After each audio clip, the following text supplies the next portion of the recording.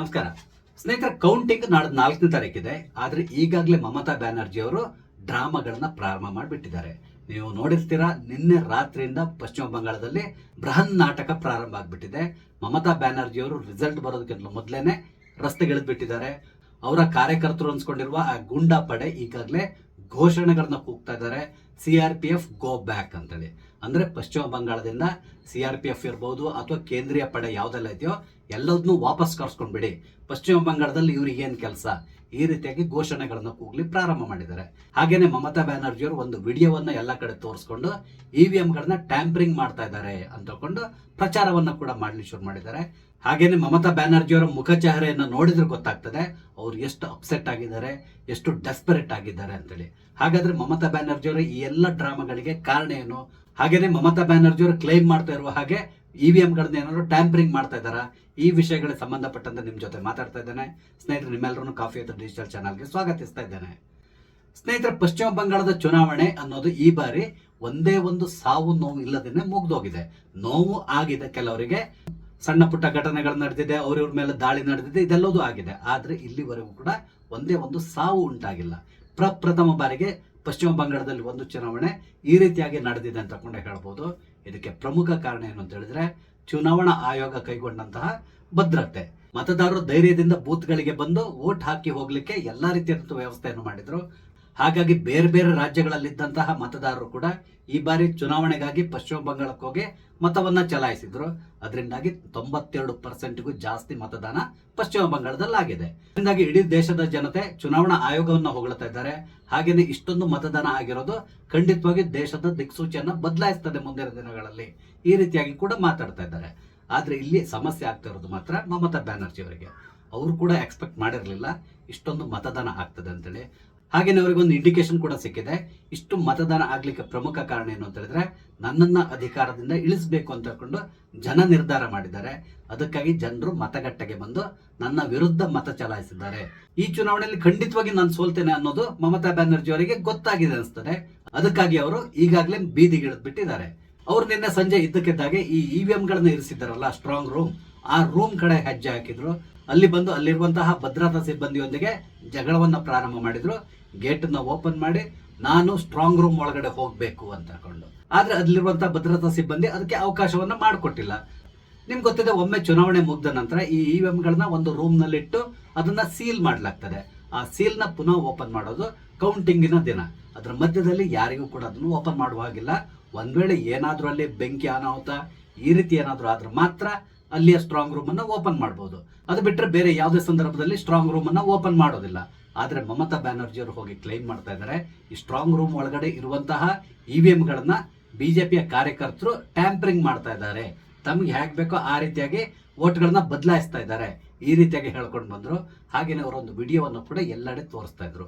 ಆ ವಿಡಿಯೋದಲ್ಲಿ ಈ ಸ್ಟ್ರಾಂಗ್ ರೂಮ್ ನ ಹೊರಗಡೆ ನಡೀತಿರುವಂತಹ ಕೆಲವೊಂದು ಆಕ್ಟಿವಿಟೀಸ್ಗಳು ರೆಕಾರ್ಡ್ ಆಗಿತ್ತು.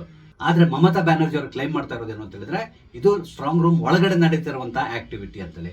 ಇದಕ್ಕೆ ಸಂಬಂಧಪಟ್ಟಂತೆ ಇಲೆಕ್ಷನ್ ಕಮಿಷನ್ ಕೂಡ ಈಗಾಗಲೇ ಸ್ಪಷ್ಟೀಕರಣವನ್ನು ಕೊಟ್ಬಿಟ್ಟಿದೆ.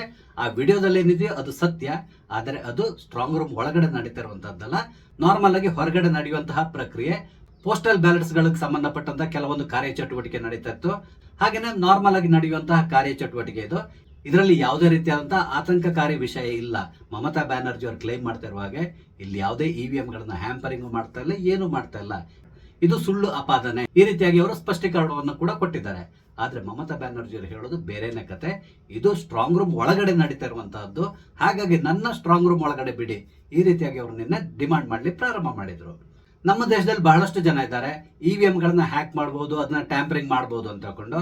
ಆದ್ರೆ ಇಲ್ಲಿವರೆಗೂ ಕೂಡ ಅದು ಎಲ್ಲಿಯೂ ಪ್ರೂವ್ ಆಗಿಲ್ಲ. ಅದ್ರ ಜೊತೆಗೆ ಮಮತಾ ಬ್ಯಾನರ್ಜಿ ಅವರು ಹೊಸ ವಿಷಯವನ್ನು ಎತ್ತಿಬಿಟ್ಟಿದ್ದಾರೆ. ಅದೇನು ಅಂತ ಹೇಳಿದ್ರೆ, ಸ್ಟ್ರಾಂಗ್ ರೂಮ್ ಒಳಗಡೆ ಕೂತ್ಕೊಂಡು ಬಿಜೆಪಿ ಕಾರ್ಯಕರ್ತರು ಟ್ಯಾಂಪರಿಂಗ್ ಮಾಡ್ತಾ ಇದ್ದಾರೆ ಅಂತೇಳಿ. ಕೆಲವರಿಗೆ ಗೊತ್ತಿರಬಹುದು ಅಥವಾ ಕೆಲವರಿಗೆ ಗೊತ್ತಿಲ್ಲದೆ ಇರಬಹುದು. ಗೊತ್ತಿಲ್ಲದೆ ಇರುವವರಿಗಾಗಿ ನಾನು ಒಂದಿಷ್ಟು ವಿಷಯಗಳನ್ನು ನಿಮ್ ಜೊತೆಗೆ ಶೇರ್ ಮಾಡ್ಕೊತಾ ಇದ್ದೇನೆ. ಒಮ್ಮೆ ಚುನಾವಣಾ ಪ್ರಕ್ರಿಯೆ ಮುಗ್ದ ನಂತರ ಈ EVM ಸೀಲ್ ಮಾಡ್ತಾರೆ. ಪಕ್ಷದ ಏಜೆಂಟ್ಗಳಿರ್ತಾರೆ, ಅವರ ಸಮ್ಮುಖದಲ್ಲಿ ಸೀಲ್ ಆಗ್ತದೆ.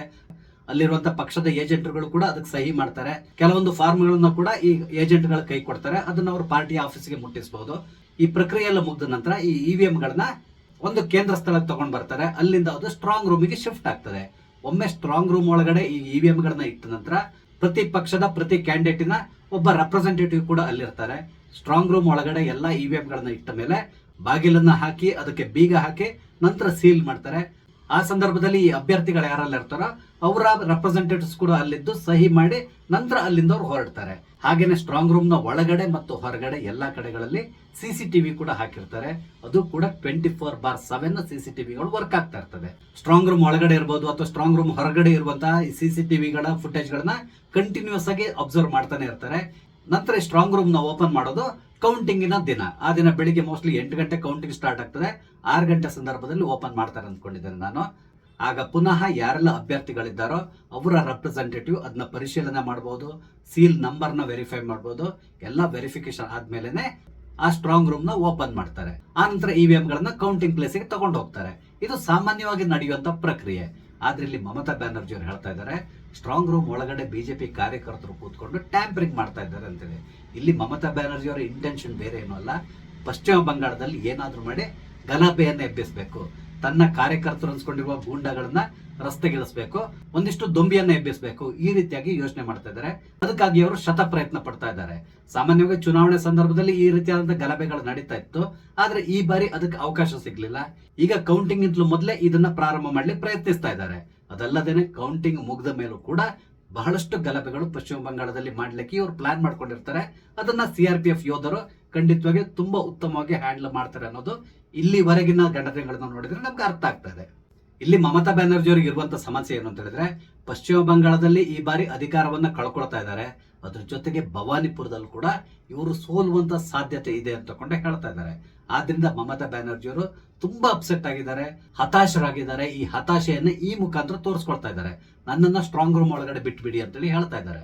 ಅವ್ರಿಗೆ ಗೊತ್ತು ಅದು ಸಾಧ್ಯ ಇಲ್ಲ ಅಂತೇಳಿ. ಆದ್ರೆ ಪ್ರೊಪಗಂಡ ಮಾಡ್ಬೇಕು ಅಂತ ಹೇಳಿದ್ರೆ ಈ ರೀತಿ ಎಲ್ಲ ಹೇಳ್ಬೇಕಾಗ್ತದೆ. ಹೊರಗಡೆ ಬಂದು ನಿಂತ್ಕೊಂಡು ಪತ್ರಕರ್ತರ ಎದುರುಗಡೆ ನೋಡಿ ನನ್ನನ್ನು ಸ್ಟ್ರಾಂಗ್ ರೂಮ್ ಒಳಗಡೆ ಬಿಡ್ತಾ ಇಲ್ಲ, ಚುನಾವಣಾಧಿಕಾರಿಗಳು ಬಿಜೆಪಿ ಏಜೆಂಟ್ಗಳ ತರ ಕೆಲಸ ಮಾಡ್ತಾ ಇದ್ದಾರೆ, ಅನವಶ್ಯಕವಾಗಿ ಇಡೀ ರಾಜ್ಯದಲ್ಲಿ CRPF ಯೋಧರನ್ನ ನೇಮಕ ಮಾಡಿದ್ದಾರೆ, ಇವರೆಲ್ಲರನ್ನು ತಕ್ಷಣ ವಾಪಸ್ ಕರ್ಸ್ಕೋಬೇಕು ಕೇಂದ್ರ, ಈ ರೀತಿಯಾಗಿ ಹೇಳ್ತಾ ಇದ್ದಾರೆ. ಹಾಗೆ ಇನ್ನೊಂದು ಮಾತನ್ನ ಹೇಳಿದ್ರು, ಪೊಲೀಸ್ ಇಲಾಖೆ ಕೂಡ ಈಗ ರಾಜ್ಯ ಸರ್ಕಾರದ ಹಿಡಿತದಲ್ಲಿಲ್ಲ, ಚುನಾವಣಾ ಆಯೋಗದ ಹಿಡಿತದಲ್ಲಿದೆ. ಈ ರೀತಿಯಾಗಿ ಅವರು ಒಂದು ಹೇಳಿಕೆಯನ್ನು ಕೂಡ ಕೊಟ್ಟಿದ್ದಾರೆ. ಅದ್ರ ಜೊತೆಗೆ ಕೆಲವೊಂದು ಆಫೀಸರ್ಸ್ ಗಳನ್ನ ಟ್ರಾನ್ಸ್ಫರ್ ಮಾಡಿರುವುದನ್ನು ಕೂಡ ಅವರು ಪುನಃ ಮೆನ್ಷನ್ ಮಾಡಿದ್ದಾರೆ. ಅದರಲ್ಲಿ ಮಮತಾ ಬ್ಯಾನರ್ಜಿ ಅವರು ಏನೇನೋ ಮಾತಾಡ್ತಾ ಇದ್ದಾರೆ. ಸದ್ಯದ ಪರಿಸ್ಥಿತಿಯನ್ನು ನೋಡಿದ್ರೆ ಅವರಿಗೆ ಸ್ವಲ್ಪ ತಲೆ ಕೆಟ್ಟ ರೀತಿಯಲ್ಲಿ ಕಾಣಿಸ್ತಾ ಇದೆ. ಚುನಾವಣೆಯಲ್ಲಿ ಸೋಲೋದನ್ನ ಅವರು ಒಪ್ಕೊಳ್ಳಿಕ್ ತಯಾರಿಲ್ಲ ಅನ್ನೋದು ಅವರ ಮಾತಿನಲ್ಲಿ ಅರ್ಥ ಆಗ್ತದೆ. ಯಾರೇ ಆಗ್ಲಿ ಸೋಲು ಗೆಲುವು ಎರಡನ್ನೂ ಕೂಡ ಸಮಾನವಾಗಿ ಸ್ವೀಕರಿಸುವಂತಹ ಮನೋಭಾವ ಇರಬೇಕು. ಆದ್ರೆ ಇಲ್ಲಿ ಮಮತಾ ಬ್ಯಾನರ್ಜಿ ಅವರ ಮೆಂಟಾಲಿಟಿ ಹೇಗಿದೆ ಅಂತ ಹೇಳಿದ್ರೆ ನಾನು ಯಾವುದೇ ಕಾರಣಕ್ಕೆ ಸೋಲೋದಿಲ್ಲ, ಸೋಲೂಬಾರದು, ಒಂದ್ ವೇಳೆ ನಾನು ಸೋತ್ರ ಅದನ್ನ ನಾನು ಒಪ್ಕೊಳ್ಳೋದಿಲ್ಲ, ಈ ರೀತಿಯಾಗಿ ಅವರು ಬಿಹೇವ್ ಮಾಡ್ತಾ ಇದ್ದಾರೆ. ಇದು ಖಂಡಿತವಾಗಿ ಅತ್ಯಂತ ಅಪಾಯಕಾರಿ ಅನಿಸ್ತದೆ. ಒಂದ್ ವೇಳೆ ಮಮತಾ ಬ್ಯಾನರ್ಜಿ ಅವರು ಸೋತ್ರೆ ಪಶ್ಚಿಮ ಬಂಗಾಳದಲ್ಲಿ ಮುಂದಿನ ದಿನಗಳಲ್ಲಿ ಮಮತಾ ಬ್ಯಾನರ್ಜಿ ಅವರ ಗೂಂಡಾ ಪಡೆ ಯಾವ ರೀತಿಯಾಗಿ ವರ್ತಿಸಬಹುದು ನೀವು ಯೋಚನೆ ಮಾಡಬಹುದು. ಈಗ ಜಸ್ಟ್ ಬಂದಿರೋದು ಸರ್ವೆಗಳಷ್ಟೇ. ಈ ಸರ್ವೆಗಳನ್ನ ನಾನಂತೂ ನಂಬೋದಿಲ್ಲ. ಮಮತಾ ಬ್ಯಾನರ್ಜಿ ಅವರು ಕೂಡ ಒಂದು ಹೇಳಿಕೆಯನ್ನು ಕೊಟ್ಟಿದ್ದಾರೆ. ಈ ಎಲ್ಲ ಸರ್ವೆಗಳು ಕೂಡ ಬಿಜೆಪಿ ಪ್ರೇರಿತ ಸರ್ವೆ, ಬಿಜೆಪಿಯವರೇ ಮಾಡಿಸಿರೋದು, ಆ ರೀತಿ ಏನೂ ಆಗಿಲ್ಲ, ನಾವು ಇಲ್ಲಿ ಅಧಿಕಾರಕ್ಕೆ ಬರ್ತೇವೆ ಅಂತೇಳಿ ಹೇಳ್ತಾ ಇದ್ದಾರೆ. ಅದೇನೇ ಇರಲಿ, ಸರ್ವೆಗಳ ಬಗ್ಗೆ ನಾವು ಜಾಸ್ತಿ ತಲೆ ಕೆಡಿಸ್ಕೋಬೇಕಾಗಿಲ್ಲ. ಕೆಲವೊಂದು ಸರ್ವೆಗಳು ಯಾವ ರೀತಿ ಇರ್ತದೆ ಅಂತ ಹೇಳಿದ್ರೆ ಒಂದು ರೂಮ್ ನಲ್ಲಿ ಕೂತ್ಕೊಂಡು ಅವ್ರಿಗೆ ಫೋನ್ ಮಾಡಿ ಕೇಳ್ಕೊಂಡು ಏನೋ ಬರ್ಕೊಂಡು ಹೋಗ್ತಾರೆ. ಆ ರೀತಿಯಾದ ಸರ್ವೆಗಳು ಕೂಡ ನಡೀತದೆ. ಅದೇನೇ ಇರಲಿ, ಇಲ್ಲಿ ಪಶ್ಚಿಮ ಬಂಗಾಳದಲ್ಲಿ ಬಂದಿರುವಂತಹ ಈ ಸರ್ವೆಗಳಿಗೆ ಸಂಬಂಧಪಟ್ಟಂತೆ ಬಾಂಗ್ಲಾದೇಶದ ಸಂಸತ್ನಲ್ಲಿ ಕೂಡ ಚರ್ಚೆಗಳು ಪ್ರಾರಂಭ ಆಗಿದೆ. ನಿನ್ನೆ ಬಾಂಗ್ಲಾದೇಶದ ಸಂಸತ್ನಲ್ಲಿ ಅಲ್ಲಿಯ ಸಂಸದ ಅಖ್ತರ್ ಹುಸೈನಿ ಅನ್ನುವ ವ್ಯಕ್ತಿ ಭಾಷಣ ಮಾಡ್ತಾ ಇರೋ ಸಂದರ್ಭದಲ್ಲಿ ಈಗಾಗಲೇ ಸರ್ವೆಗಳು ಬರ್ತಾ ಇದೆ, ಪಶ್ಚಿಮ ಬಂಗಾಳದಲ್ಲಿ ಬಿಜೆಪಿ ಅಧಿಕಾರಕ್ಕೆ ಬರುವಂತ ಸಾಧ್ಯತೆ ಇದೆ ಅಂತೇಳಿ. ಒಂದ್ ವೇಳೆ ಬಿಜೆಪಿ ಏನಾದ್ರೂ ಅಧಿಕಾರಕ್ಕೆ ಬಂದ್ರೆ ಅದರಿಂದ ನಮ್ಮ ದೇಶಕ್ಕೆ ಸಮಸ್ಯೆ ಉಂಟಾಗ್ತದೆ ಅಂತೇಳಿ ಹೇಳಿದ್ದಾರೆ. ಇಲ್ಲಿ ಆತ ಮೆನ್ಷನ್ ಮಾಡಿರೋದೇನು ಅಂತ ಹೇಳಿದ್ರೆ ಈಗಾಗಲೇ ಬಿಜೆಪಿ ತನ್ನ ಮ್ಯಾನಿಫೆಸ್ಟೋದಲ್ಲಿ ಹೇಳ್ಕೊಂಡಿದೆ, ಒಂದ್ ವೇಳೆ ನಾವು ಅಧಿಕಾರಕ್ಕೆ ಬಂದ್ರೆ ಪಶ್ಚಿಮ ಬಂಗಾಳದಲ್ಲಿರುವಂತಹ ಎಲ್ಲಾ ಅಕ್ರಮ ಬಾಂಗ್ಲಾದೇಶಿ ವಲಸಿಗರನ್ನ ನಮ್ಮ ದೇಶದಿಂದ ಹೊರಗಡೆ ಓಡಿಸ್ತೇವೆ ಅಂತಕೊಂಡು ಹೇಳಿದ್ದಾರೆ. ಹಾಗೇನೆ NRC ಅನ್ನ ಕೂಡ ಜಾರಿಗೆ ತರ್ತೇವೆ ಅಂತ ಹೇಳಿದ್ದಾರೆ.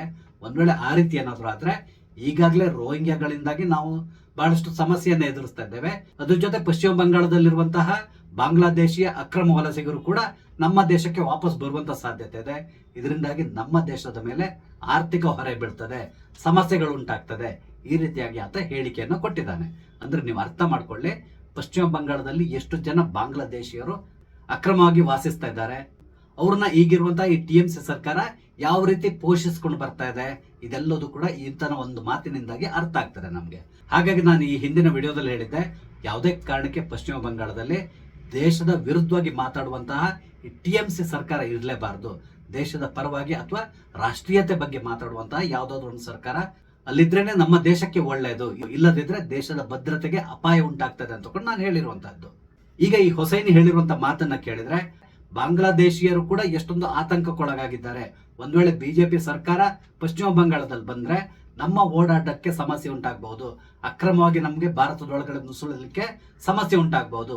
ಈ ರೀತಿಯಾಗಿ ಅವರು ಈಗಾಗಲೇ ಯೋಚನೆ ಮಾಡಲಿ ಶುರು ಮಾಡಿದ್ದಾರೆ. ಅದ್ರ ಜೊತೆಗೆ ಅಕ್ರಮವಾಗಿ ಪಶ್ಚಿಮ ಬಂಗಾಳದಲ್ಲಿರುವಂತಹ ಈ ವಲಸಿಗರು ಯಾರೆಲ್ಲ ಇದ್ದಾರೋ ಅವ್ರನ್ನ ಕೂಡ ವಾಪಸ್ ಕಳಿಸುವಂತ ಸಾಧ್ಯತೆ ಇದೆಯಲ್ಲ, ಅದರಿಂದಾಗಿ ಅವರಿಗೆ ತಲೆಬೇನೆ ಪ್ರಾರಂಭ ಆಗಿದೆ. ಅದೇನೇ ಇರಲಿ, ಮಮತಾ ಬ್ಯಾನರ್ಜಿ ಅವರ ಟೆನ್ಷನ್ಸ್ ಮತ್ತು ಅವರು ಡೆಸ್ಪೆರೇಟ್ ಆಗಿ ತಮ್ಮ ಕಾರ್ಯಕರ್ತರಿಗೆ ಕೊಡ್ತಾ ಇರುವಂತಹ ಕರೆಗಳು ಇದೆಲ್ಲದನ್ನು ನೋಡಿದಾಗ ಒಂದು ಮಾತು ನೆನಪಾಗ್ತದೆ, ಏನೋ ಸುಟ್ಕೊಂಡಂತ ಬೆಕ್ಕು ಇಡೀ ಊರು ತುಂಬಾ ಓಡಾಡ್ತಾ ಇತ್ತಂತೆ. ಆ ರೀತಿ ನನ್ಗೆ ಅನಿಸ್ತಾ ಇದೆ. ನಿಮ್ಗೆ ಏನಿಸ್ತದೆ? ನಿಮ್ಮ ಅನಿಸಿಕೆಗಳನ್ನು ದಯವಿಟ್ಟು ಕಮೆಂಟ್ ಮುಖಾಂತರ ತಿಳಿಸಿ.